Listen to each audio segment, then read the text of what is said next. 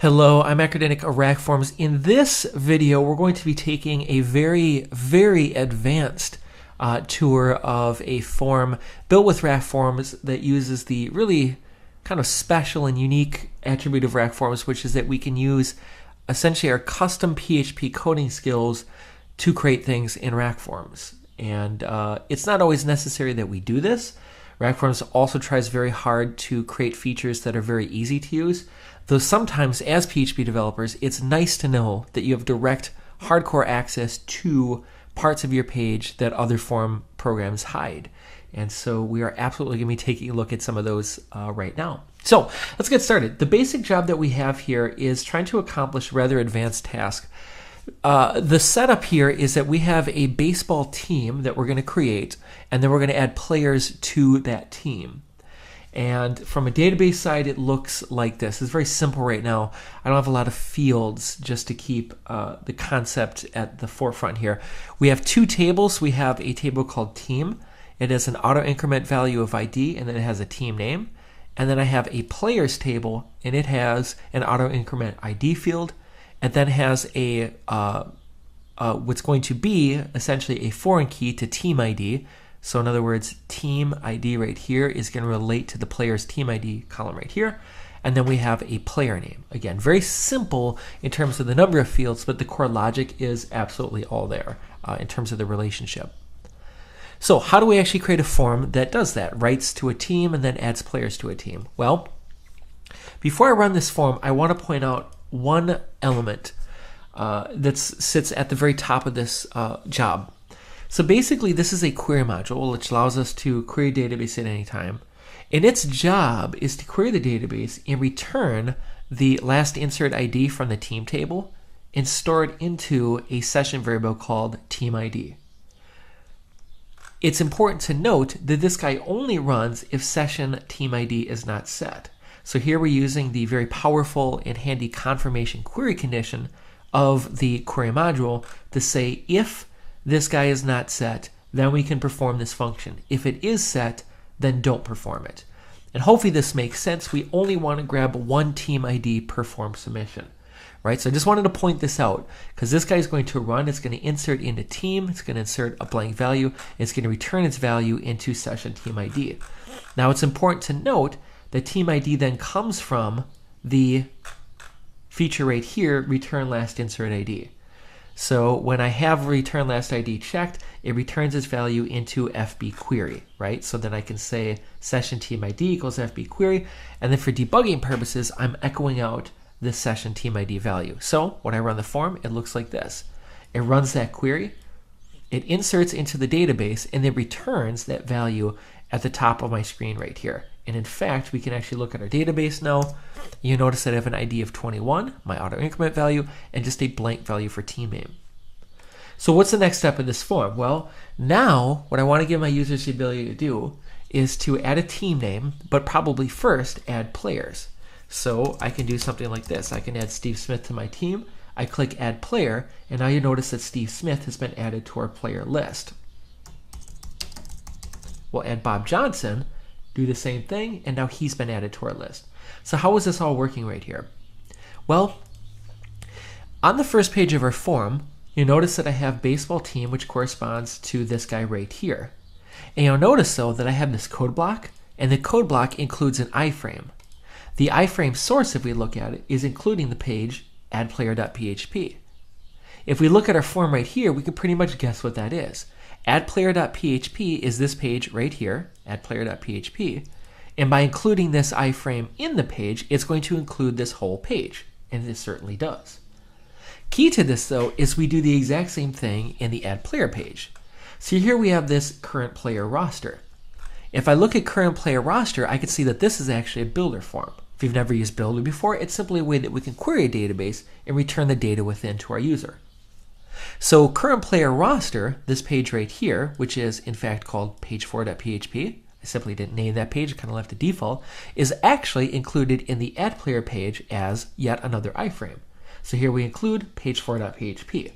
So if we think about it, we have our base page. It includes an iframe, which includes add player. Add player includes an iframe, which includes current player roster. When I run this form then, this is exactly what I get.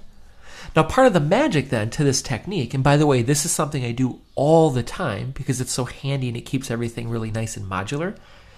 The big magic to this is that when I add a player, that is, I type in a player name and I click add player, it goes to our confirmation/submission page right here. It inserts a record into the database, and then it automatically redirects back to addplayer.php.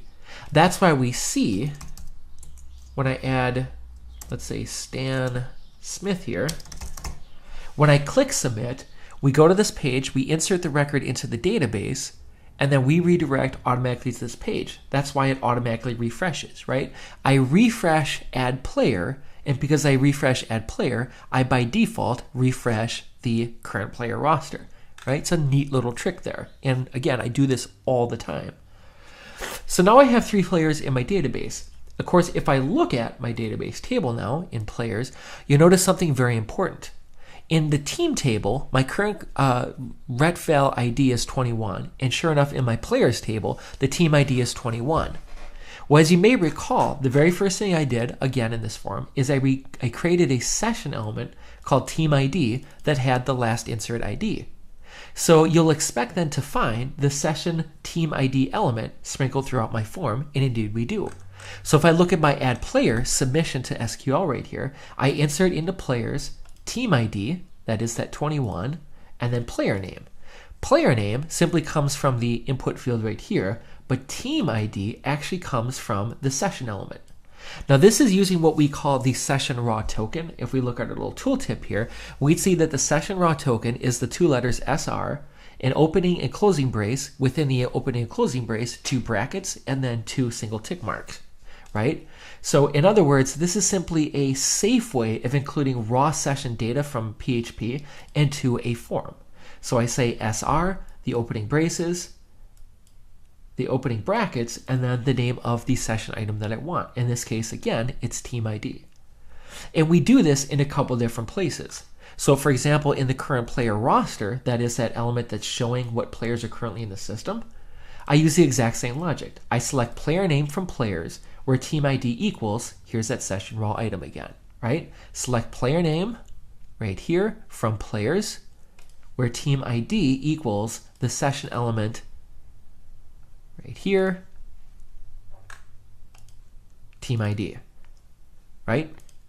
Now, if we wanted to, we could in RackForms simply use that raw session element right here, though for safety's sake, it's much better to do it this way, right? When you use RackForms to create forms, one of the things that we can do for you is we can force you to code safely. So for example, whenever we use database submissions in RackForms, we always use prepared statements, right? You can never insert raw values. You always have to use prepared statements.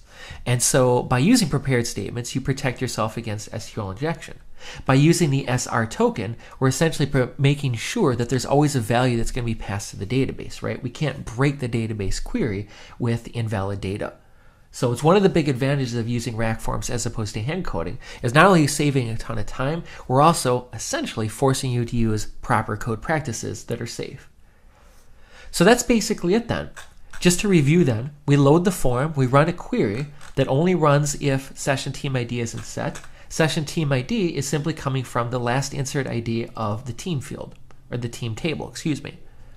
I then include an iframe of add player, which in itself then includes an iframe of our current player roster.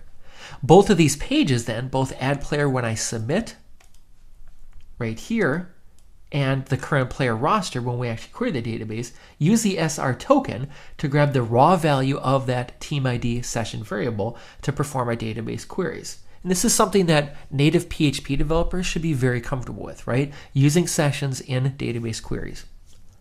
We then go ahead and add as many players as we want, and now when we're done, we're going to go ahead and click Submit Baseball Team.